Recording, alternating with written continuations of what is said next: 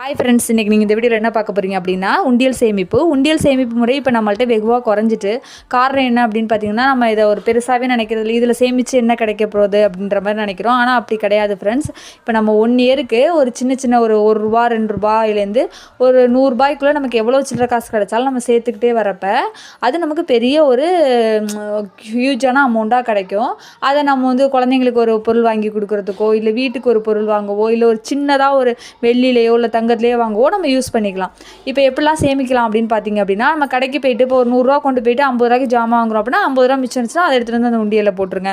காய்கறி வாங்க போகிறப்ப, அதே மாதிரி இந்த ஃபங்க்ஷன் டயத்தில் பர்த்டேக்கெலாம் வந்து பணமாக கிஃப்ட் வருது அப்படின்னா அதை எடுத்து வந்து நீங்கள் உண்டியலில் போட்டு சேர்த்துக்கலாம். அதுக்கப்புறம் நீங்கள் வந்து வெளியூர் போயிட்டு வரப்போ உங்கள் பர்ஸில் அந்த சேஞ்ச் இருக்குல்ல அது, அப்புறம் டெய்லி நீங்கள் ஆஃபீஸ் போகிறவங்களா இருந்தால் உங்கள்கிட்ட வந்து நீங்கள் பஸ்ஸுக்கு யூஸ் பண்ணிவிட்டு இல்லை பெட்ரோல் போட்டு சேஞ்ச் இருந்தால் அதெல்லாம் நீங்கள் யூஸ் பண்ணிக்கலாம். தேங்க்யூ ஃபார் வாட்சிங். Please share and subscribe for my channel.